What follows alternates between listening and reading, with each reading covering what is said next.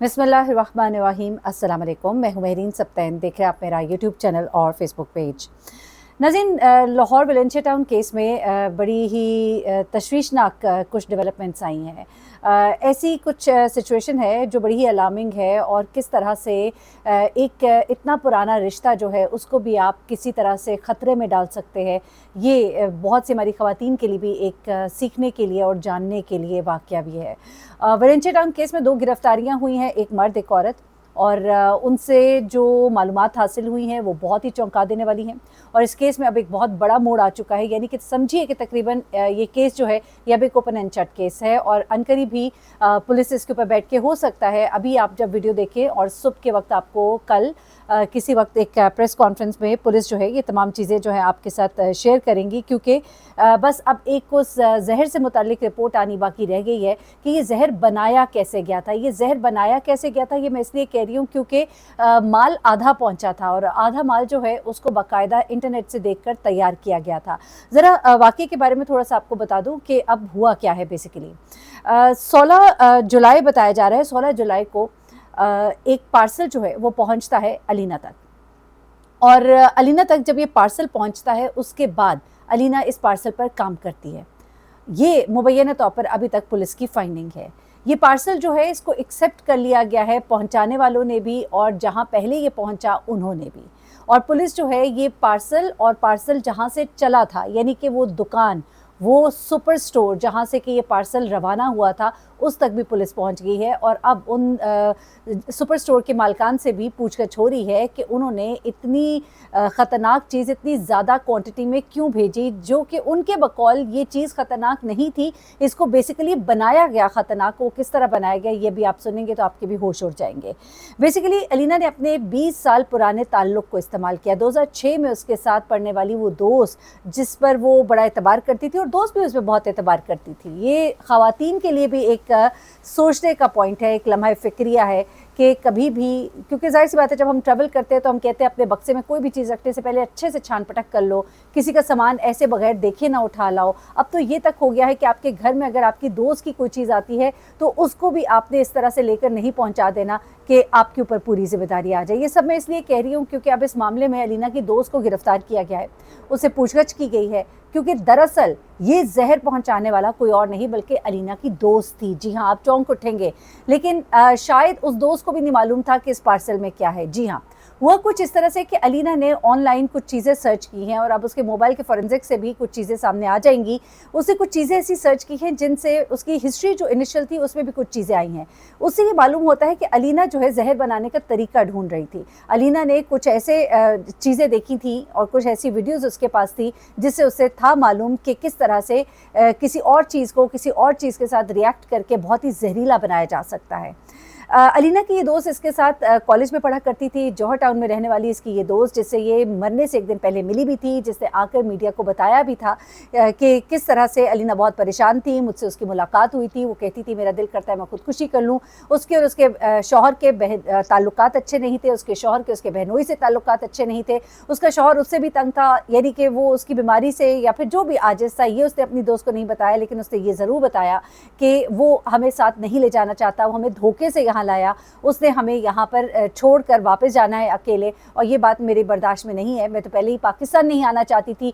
मेरी family America में, मेरी एक बहन है, एक बहन मेरी कनाडा में है, लेकिन ये मुझे यहाँ लेकर आया कि बच्चों को यहाँ का कल्चर दिखाएंगे। फिर उससे मुझे इस बात पर राज़ी किया कि बच्चे जो है यहाँ पर पढ़ेंगे, यहाँ पर पढ़ाई जो है वो सस्ती है, वहाँ पर महंगी है। लेकिन अब मुझे ये मालूम हुआ है कि वो तो हमें छोड़कर यहाँ से जा रहा है। ये बात जो है ये अलीना के लिए काबिल कबूल नहीं थी, और इसीलिए वो बहुत टेंशन में थी। उसने अपनी दोस्त पर ये जाहिर नहीं किया कि वो कुछ प्लान कर रही है या वो मरना चाहती है, लेकिन उसने ये ज़रूर कहा कि मैं इतनी परेशान हूँ कि मेरा दिल करता है मैं अपनी जान ले लूँ, लेकिन फिर मैं सोचती हूँ बच्चों का क्या होगा। ये एक ऐसी इमोशनल सी गुफ्तगू है जो आमतौर पर ख़वातीन कर जाती हैं जब बहुत परेशान होती हैं, जो कि नहीं करनी चाहिए, क्योंकि इस बारे में गुफ्तगू करना भी हराम है कि मैं अपनी जान ले लूँगा। ये बहुत बड़ा गुनाह है, जान अल्लाह की दी हुई है। है। इस चीज़ को प्लीज़ आम कीजिए कि खुदकुशी करना बहुत बड़ा गुनाह है। आप इस बड़ी मुश्किल से जान छुड़ा के इंतहाई बड़ी मुश्किल में फंसने जा रहे हैं। आपने दुनिया के बाद क्या अल्लाह को जवाब नहीं देना, कि आपका हिसाब किताब नहीं होना? एनीवे, अब क्या होता है कि जनाब ये खातून जो है, इसने अपनी, ये कहा जा रहा है पुलिस की जानिब से कि इसने एक सुपर स्टोर से एक डिलीवरी कराई, एक केमिकल मंगवाया जो कि खानों में शायद गालबन डाला जाता है, लेकिन वो केमिकल जो है, ये मोहम्मद हारून हमारी रिपोर्टर है, उन्होंने भी ये बात बताई कि केमिकल जो है ये इतना स्ट्रॉन्ग है कि खानों में तो डाला जाता है, लेकिन अब लगता ऐसा है कि इस केमिकल को किसी और चीज़ के साथ मिलाया गया। ये केमिकल जो है अपने आप में बड़ा कह लीजिए कि जहरीला है, हो सकता है सोडा हो, क्या हो, I don't know what ever it is. अब वो केमिकल जो है वो मंगवाया गया एक राइडर के ज़रिए एक जनरल सुपर स्टोर से, जो कि अपने आप में बड़ा जहरीला है, और वो मंगवाया जाता है अपनी दोस्त के घर, मुंतहा उसका नाम है। मुंतहा के घर ये पार्सल डिलीवर होता है। ये मुंतहा को ये कहती है कि मैंने कुछ सामान मंगाया है और मेरे शौहर जो है वो अगर इसको देख लेंगे। अब मुंतहा ने जो बताया उसे ये कहा है कि बेसिकली उसके शौहर कोई भी वो चीज़ मंगाती थी तो उस पर उसको बड़ा उसके साथ उनकी होती थी, और ये गालबन कोई आरी या कोई इस तरह की चीज़ उसने मंगाई थी, घर में कुछ उसे कटिंग करनी थी, और उसके शौहर जो है वो इन चीज़ों पर उसको बड़ा टोक देते थे। तो उसने कहा था कि मैं तुम्हारे घर डिलीवर करवाऊंगी और तुम मुझे दे जाना। तो इस तरह से ये सामान मुंतहा के घर डिलीवर होता है और मुंतहा जो है उसके घर आकर उसको दे जाती है 16 जुलाई को। अब मुंतहा कहती है कि मेरे तो वहमो गुमान में भी नहीं था कि इसके अंदर क्या है। उसकी अमानत थी, जैसे आई मैंने आकर उसको पकड़ा दी, क्योंकि उसके और उसके शौहर के ताल्लुकात अच्छे नहीं हैं। तो मैंने तो अपनी तरफ से एक नेकी की कि चलो मियाँ बीवी में लड़ाई ना हो, मैं उनके लिए आसानी पैदा कर रही थी। मुझे क्या मालूम था कि इसके अंदर वो जहर है जो पूरे घर को उजाड़ देगा। अगर मुझे ऐसा कुछ भी मालूम होता मैं कभी इस खेल का हिस्सा ना बनती और मुझे इसमें क्या फ़ायदा था। अब यहाँ पर ख़वातीन भी सोचे ज़रा कि कभी कभी जो उनकी दोस्त है, खासतौर पर जो नफ्सियाती मरीज़ा हो ना, तो उनका कभी कोई सामान ना मंगवाए, क्योंकि अब देखिए ज़माना ऐसा आता जा रहा है। अब क्या करे, कोई करता एक है, भरते सब है। अगर कोई ऐसी चीज़ है जो उसके शौहर नहीं पसंद करते, वो आप मंगाकर अपने आप को क्यों मुसीबत में फंसाती है? ये भी आपके लिए एक सोचने की बात है कि अगर कोई आपको ऐसे कहता है कि कोई चीज़ मेरी आएगी मुझे पहुंचा देना, आप साफ इनकार कर दे कि मेरे तो अपने शौहर बड़े सख्त है, कोई भी चीज़ आएगी सबसे पहले खोल के देखेंगे और मेरी क्लास हो जाएगी। आप बेशक इस चीज़ को कह दीजिए, कोई बुराई नहीं है, बजाय इसके कि आप खुद किसी मुसीबत में फंसे। अब देखिए वो लड़की जो है उसका ससुराल भी होगा, लोग कहेंगे कैसी दोस्त पाली हुई थी जिसे सारा ख़ानदान खा लिया, तुम्हें भी फंसा दिया। और वो जो लड़की है वो किस तरह से सारे सिचुएशन को फेस करेगी, थाने जाना आना, गिरफ्तार होना या पकड़े जाना या रखे जाना या पूछताछ होना, किस कदर उसके लिए इंसल्टिंग होगा। और अब वो सोचती होगी कि मैंने कैसी दोस्ती पाली थी कि जो मुझे भी ले डूबी। तो इसलिए अपनी दोस्तों का चुनाव करते हुए भी बड़ी एहतियात करें। अच्छा, अब क्या होता है जनाब के ये चीज़ जो है वो उसके पास पहुंचती है। उसके बाद अब घर से जो पहले कैप्सूल कहा जा रहा था, कैप्सूल वगैरह नहीं है, बल्कि ये कहा जा रहा है कि केमिकल की बोतल मिली है, साथ में कुछ और भी मिला है। अभी फॉरेंसिक जो आएगा जहर का तो मालूम होगा कि इस केमिकल को ही एज इट इज़ इस्तेमाल किया गया, इसकी क्वांटिटी बहुत ज़्यादा डाल दी गई, या फिर जो उसके मोबाइल डाटा से चीज़ें मिलेंगी कि क्या किसी और चीज़ की वो सर्च करती रही, इस केमिकल को उसे किसी और चीज़ के साथ मिलाया और फिर इसको आइसक्रीम में मिलाकर अपने शौहर को खिलाने की भी कोशिश की। लेकिन जब लोग आ गए और वो इसमें नाकाम रही और पता लगा उसे कि अब सब कुछ पता लग जाएगा, तो फिर उसने अकेले ही खा ली, क्योंकि वो अपने शौहर से बहुत नाराज़ थी और वो कहती थी ठीक है फिर ख़त्म तो हम सब ख़त्म, मैं भी, बच्चे भी, बच्चों से यकीनन उसको प्यार होगा, लेकिन वो सोचती होगी कि मेरे बाद बच्चों का क्या होगा। तो ना सिर्फ ये कि उसे अपनी जान ले ली, बल्कि अपने बच्चों की भी ले ली, अपने शौहर को भी वो साथ ले जाना चाहती थी, लेकिन वो वहाँ तक का उसको मौका ना मिल पाया। अब इस वक्त एक और काम हो रहा है, वो ये है कि इस शख्स को, नासिर को, मैंने पहले भी कहा था कि किसी को एकदम से मत कहिए, अभी कोई नहीं मालूम, अभी भी केस किसी भी वक्त पलट सकता है, लेकिन अभी तक की मालूमात जो है वो, अब जहां हम कह रहे थे कि 80% 70%, अब हमें लग रहा है 90 to 95% केस जो है वो ये बता रहा है कि अलीना ने ये सब कुछ खुद किया। अलीना की बहनों का ये बताना है कि वालिदैन की वफ़ात के बाद जो कि अमेरिका में दोनों की डेथ हुई, ये बहुत डिप्रेशन में चली गई थी और डिप्रेशन में जाने की वजह से ये दवाइयों पर चली गई थी, लेकिन ऐसा नहीं था कि इतनी हालत ख़राब हो कि वो अपनी जान ही ले ले। साथ में उसकी बहनों की तरफ से और कुछ फैमिली की तरफ से बहुत ज़्यादा प्रेशर भी है सब पुलिस के ऊपर कि तहकीकात को ठीक से किया जाए, कहीं ऐसा तो नहीं कि हमारी बहन को मारकर उसी के सर पर ये इल्ज़ाम लगा दिया गया है।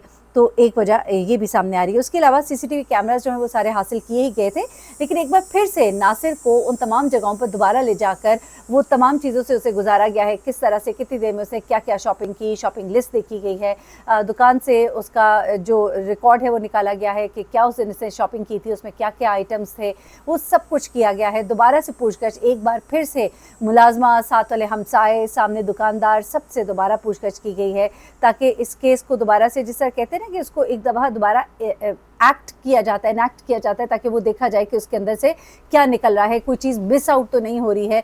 तो उसको दोबारा से रीलिव किया गया है इस पूरी सिनेरियो को, सिचुएशन को, उस दिन जिससे नासिर गुजरा था, घर से निकला, गया, शॉपिंग की, वापस आया रिक्शे में, फिर उसके साथ मिलकर एक पुलिस वाले ने सारा सामान अंदर रखवाने का वो पूरा एक जो है एक्ट रिपीट किया गया, ताकि देखा जाए कि वो टाइमिंग्स जो है वो सारी मैच करी हैं। इस दौरान में क्या कुछ हुआ हो सकता है, अंदर जाने के बाद कितना टाइम उसे मिला होगा, क्या उसने ही जहर मिलाया होगा, अंदर जाने के बाद उसने ही खिलाया होगा, क्या उसने बीवी को कुछ और खिलाया, बच्चों को कुछ और खिलाया, या जाने से पहले वो खिला कर गया था। ये सब भी देखने की कोशिश की जा रही है, लेकिन अभी तक की सिचुएशन जो है वो ये बता रही है, क्योंकि वो राइडर भी गिरफ्तार है, वो दुकानदार भी, उनसे तफ्तीश हो रही है, सामान वही जहरीला मंगाने वाला वो खातून ही है। और अब अगर जहर की फॉरेंसिक ये आ जाती है कि ये वही जहर है जो अलीना ने ऑर्डर करवाया था और अपनी दोस्त के घर मंगवाया था, तो फिर तो ये टोटली 100% कंप्लीट केस है कि सब कुछ करने वाली अलीना थी। सिर्फ एक बात जो पुलिस को और सबको शक में डाल रही थी, वो अलीना का चीखे मारते हुए बाहर आना और ये कहते हुए गिर जाना कि ये मेरे बच्चों को खा गया।